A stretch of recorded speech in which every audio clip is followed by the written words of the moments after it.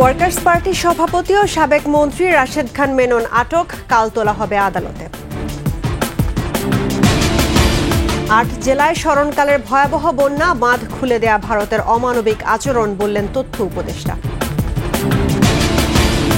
S Alam মুক্ত হল ইসলামী bank, Bashundhara সহ ৫ শিল্প মালিকের ব্যাংক হিসাব তলব।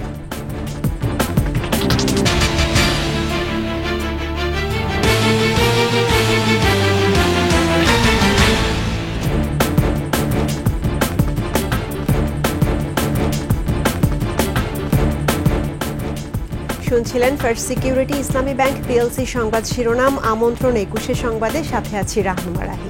দর্শক, ২১শে টেলিভিশনের সংবাদ একই সাথে সরাসরি দেখতে পাবেন আমাদের ফেসবুক পেজ www.facebook.com/21she24 অনলাইনে। এছাড়া সাবস্ক্রাইব করতে পারেন www.youtube.com/21sheETV চ্যানেলে। ১৪ দলীয় জোটের অন্যতম শরিক দল ওয়ার্কার্স পার্টির সভাপতি ও সাবেক মন্ত্রী রাশেদ খান মেননকে গ্রেফতার করেছে ঢাকা মহানগর গোয়েন্দা পুলিশ। বৃহস্পতিবার রাজধানীর গুলশান এলাকা থেকে রাশেদ খান মেননকে গ্রেফতার করা হয়। সন্ধ্যায় ঢাকা মহানগর পুলিশের মিডিয়া শাখা থেকে এক খুদে বার্তায় তার এই গ্রেফতারের বিষয়টি নিশ্চিত করা হয়। আগামীকাল তাকে আদালতে তুলে রিমান্ড চাইবে পুলিশ। ৫ অগাস্ট আওয়ামী লীগ সরকার পতনের পর থেকে জোটের এই শীর্ষ নেতাকে আর প্রকাশ্যে দেখা যায়নি। বৈষম্য বিরোধী ছাত্র আন্দোলনের কর্মসূচি চলাকালে আইন শৃঙ্খলা রক্ষাকারী বাহিনীর সঙ্গে বিক্ষোভকারীদের সংঘর্ষে নিহতের ঘটনায় দায়ের করা মামলায় মেননকে আসামি করা হয়েছে।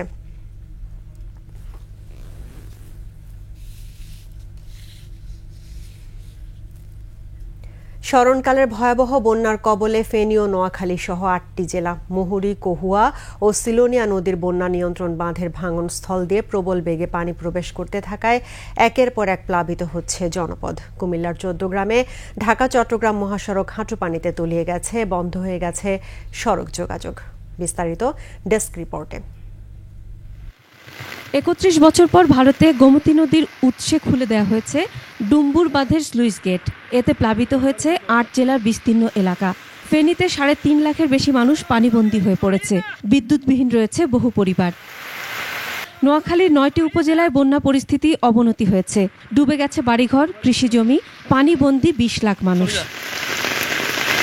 ভারী বর্ষণের ফলে নোয়াখালী জেলার প্রত্যেকটি এলাকা আসলে প্লাবিত হয়েছে। চৌকির উপরে চুলের স্ট্যান্ড দিয়ে আপনার গ্যাসে পাক করতেছে, অনেক পানি, হাঁটতে পারতেছি না, সব ভিজে যাচ্ছে।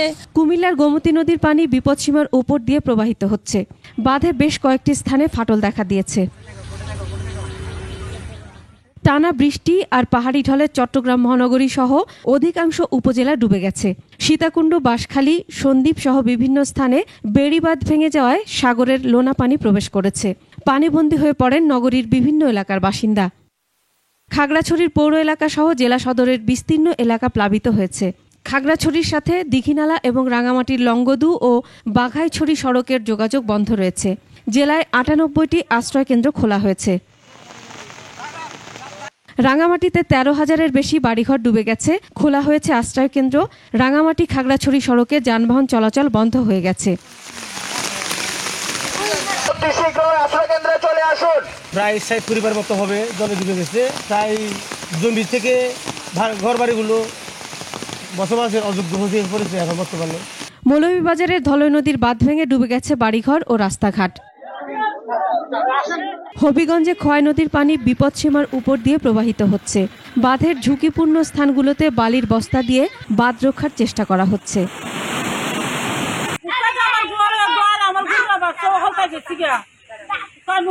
লক্ষ্মীপুরে তলিয়ে গেছে বসতঘর, ফসলি জমি, পানিবন্দী হয়ে পড়েছে কয়েক লাখ মানুষ। রাজবাড়ী, দৌলতদিয়া, পাটুরিয়া নৌরুটে পানি বৃদ্ধির কারণে স্রোতের তীব্রতা দেখা দিয়েছে। এতে এ নৌরুটে ফেরি পারাপার ব্যাহত হচ্ছে। উত্তরবঙ্গেও হানা দিয়েছে বন্যা, গাইবান্ধায় তিস্তার পানি বেড়েছে। মাসুমা লিসা, ডেস্ক রিপোর্ট, ২১শে টেলিভিশন। আগাম সতর্কতা না দিয়ে বাঁধ খুলে ভারত অমানবিক আচরণ করেছে। বাংলাদেশের সঙ্গে এমন অসহযোগিতার বিষয়ে সুষ্ঠু সমাধানের আহ্বান জানিয়েছেন তথ্য প্রযুক্তি ও সম্প্রচার উপদেষ্টা নাহিদ ইসলাম। বন্যা পরিস্থিতি মোকাবেলায় গণ অভ্যুত্থানের মতো সবাইকে এগিয়ে আসার আহ্বান জানান উপদেষ্টারা। বিস্তারিত আকবর হোসেন সুমনের রিপোর্টে।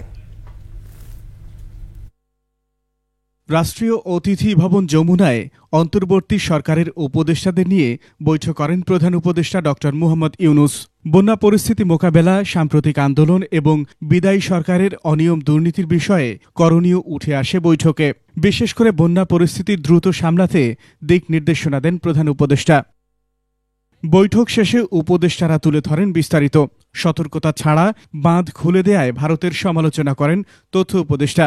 আগাম সতর্কতা এবং প্রস্তুতি নেবার সুযোগ না দিয়েই এই যে বাঁধ খুলে দেওয়া হয়েছে, এটির মাধ্যমে ভারত অমানবিকতার পরিচয় দিয়েছে এবং বাংলাদেশের সাথে অসহযোগিতা করছে।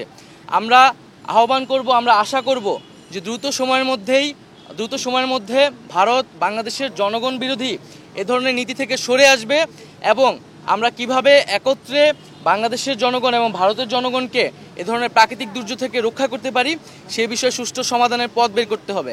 জাতীয় সংকটে সবাইকে ঐক্যবদ্ধ হওয়ার আহ্বান জানান যুব ও ক্রীড়া উপদেষ্টা। এই দুর্যোগপূর্ণ মুহূর্তে দেশের সকল পক্ষকে ঠিক যেভাবে আমরা গণঅভ্যুত্থানে একটি জাতীয় ঐক্য গড়ে উঠেছিল, সেই জাতীয় ঐক্যের আহ্বান আমরা সরকারের পক্ষ থেকে করছি। সকল পক্ষকে এগিয়ে আসতে হবে এবং এই দুর্যোগপূর্ণ পরিস্থিতি মোকাবেলায় আমাদেরকে একসাথে কাজ করতে হবে। বিদায়ী সরকারের শাসনামলে হত্যা গুমের তদন্তে কমিশন গঠনের সিদ্ধান্ত হয়েছে উপদেষ্টা পরিষদের বৈঠকে। যারা বিভিন্ন সময়ে গুম হয়েছেন সেই গুমের কারণ কি, কারা তার জন্য দায়ী, সেই জিনিসগুলো তদন্ত করে দেখবে। এই কমিশনটা হওয়ার ব্যাপারে আজকে একটা নীতিগত সিদ্ধান্ত হয়েছে।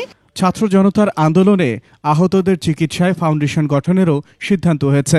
ফাউন্ডেশনের অন্যান্য সদস্যের মধ্যে গুরুত্বপূর্ণ পদে থাকবেন যারা আসলে আহত নিহত হয়েছেন, ক্ষতিগ্রস্ত হয়েছেন এমন পরিবারের সদস্যরা।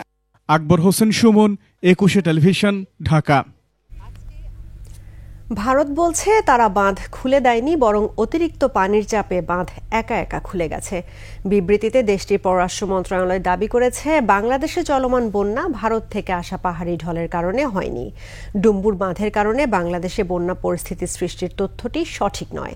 তাদের মতে বাংলাদেশে বন্যা সৃষ্টি হয়েছে ডুম্বুর বাঁধের নিচের দিকের গোমতী নদীর বৃহৎ ক্যাচমেন্টে জমে থাকা পানির কারণে। সীমান্ত অঞ্চলে টানা বৃষ্টিতে ভারত ও বাংলাদেশে যে দুর্যোগ তৈরি হয়েছে তার সমাধানে ঘনিষ্ঠ পারস্পরিক সহযোগিতা প্রয়োজন বলে উল্লেখ করেছে ভারত।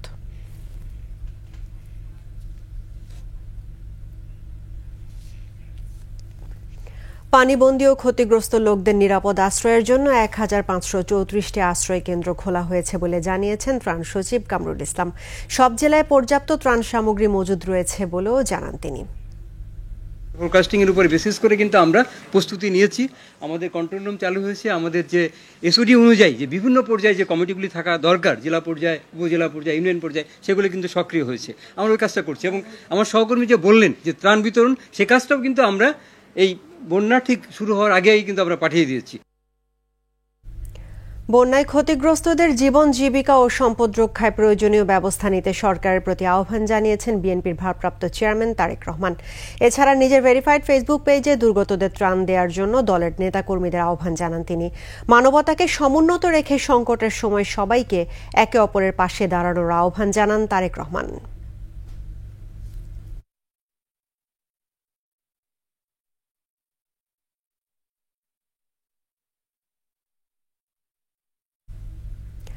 অবশেষে এসালম মুক্ত হল ইসলামী ব্যাংক।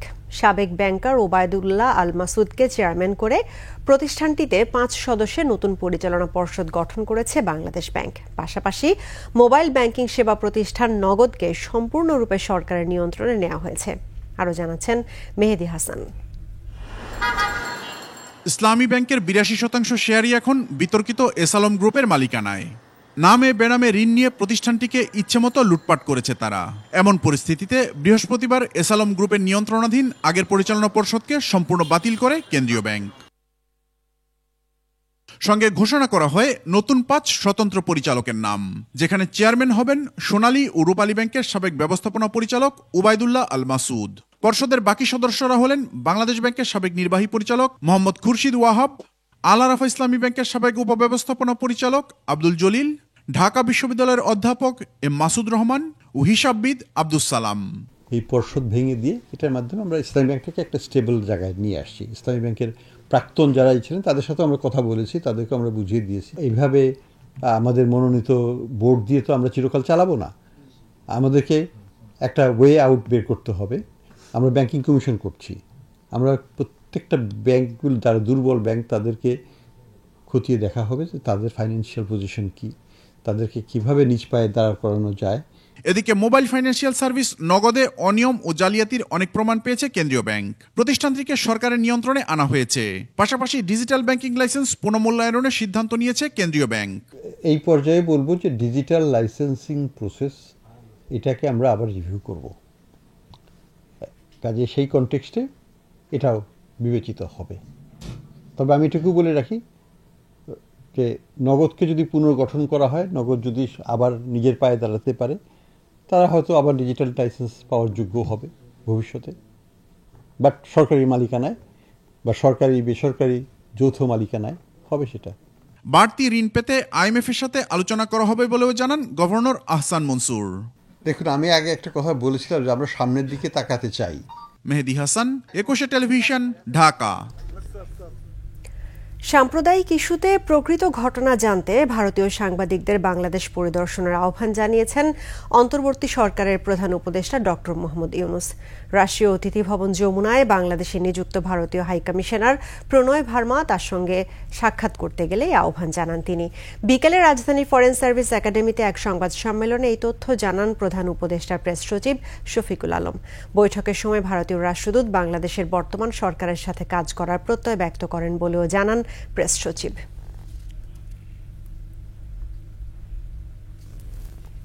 আজকের মিটিংয়ে প্রণয় ভার্মা বলেছেন যে ওনারা বাংলাদেশের সাথে কাজ করতে চান, বাংলাদেশকে ওনারা বাংলাদেশের শেয়ার্ড প্রসপ্যারিটি বাংলাদেশ ও ইন্ডিয়ার মধ্যে ওইটার ব্যাপারে ওনারা এমফাসিস দিয়েছেন। নিচ্ছি সংবাদ বিরতি, যখন ফিরছি তখন অন্যান্য খবরের সঙ্গে আরও থাকবে। হত্যা মামলায় সাংবাদিক দম্পতি শাকিল ও রূপার 4 দিনের রিমান্ড মঞ্জুর।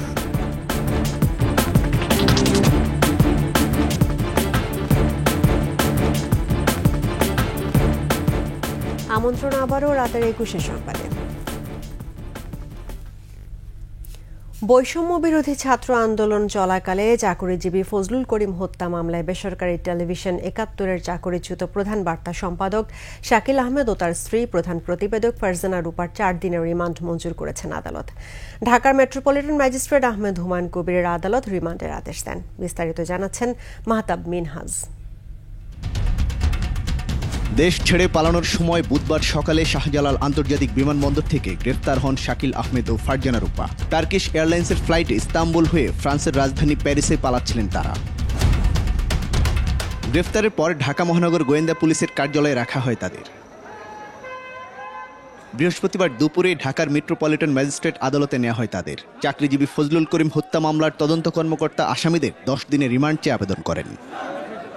উত্তরা থানা মামলা নাম্বার 4/24 এই মামলায় তাদেরকে গ্রেপ্তার করে আজকে আদালতে উপস্থাপিত করা হয়। তদন্তকারী কর্মকর্তা এই দুজনের বিরুদ্ধে 10 দিনের রিমান্ড প্রার্থনা করেন।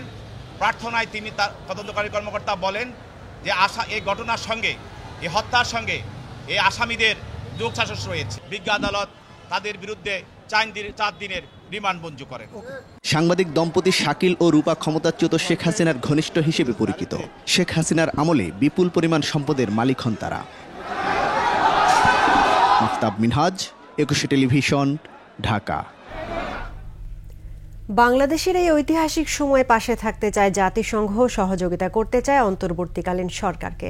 তারা আলোচনা করবে, তদন্ত নয়। একই সঙ্গে ফ্যাক্ট ফাইন্ডিং মিশন কিভাবে কাজ করবে সে আলোচনাও এগোবে বলে জানিয়েছে জাতিসংঘের প্রতিনিধি দল। বিস্তারিত জানাচ্ছেন আকবর হোসেন সুমন। ছাত্র জনতার অভ্যুত্থানে শেখ হাসিনা সরকার বিদায় নিলেও আন্দোলনে নিহত হয়েছে অসংখ্য নিরস্ত্র প্রাণ। অভ্যুত্থানে হত্যা, নিরাপত্তা বাহিনীর বল প্রয়োগ এবং সার্বিক পরিস্থিতি যাচাই বাছাইয়ে জাতিসংঘের প্রতিনিধি দল এসেছে ঢাকায়। পররাষ্ট্র মন্ত্রণালয়ে সচিবের সঙ্গে সাক্ষাৎ শেষে সংস্থাটির প্রতিনিধি দলের প্রধান কথা বলেন গণমাধ্যমের সঙ্গে। Really hold some preliminary discussions, exploratory discussions with the government about ways in which our office can support the interim government, people of Bangladesh, at this historic time. He sees this as an historic opportunity for the country in restoring democracy, renewing institutions, and advancing human rights.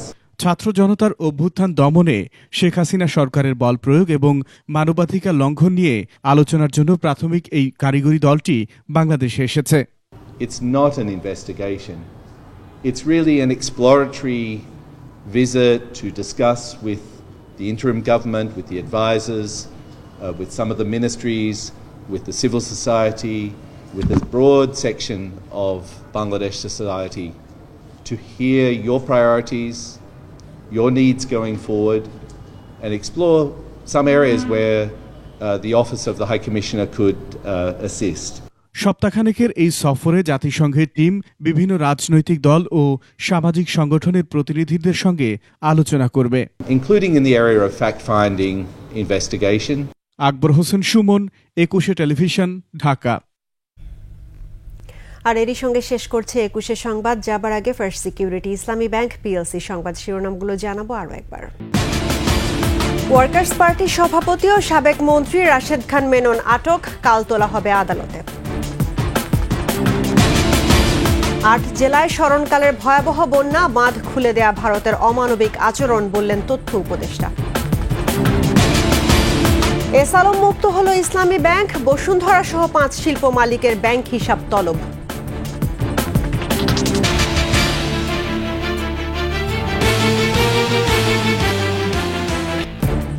দর্শক, 21 সর্বশেষ খবর জানতে dial করুন 2021 নম্বরে, আর visit করুন 21-tv.com এর ওয়েবসাইটে। এছাড়া ফেসবুকে ভিজিট করতে পারেন www.facebook.com/2124 অনলাইনে। এছাড়া সাবস্ক্রাইব করতে পারেন www.youtube.com/21etv চ্যানেলে। এতক্ষণ সঙ্গে থাকার জন্য ধন্যবাদ। পরবর্তী সংবাদ রাত 10টা 55 মিনিটে দেখার আমন্ত্রণ রইল। 21-এর সঙ্গেই থাকুন।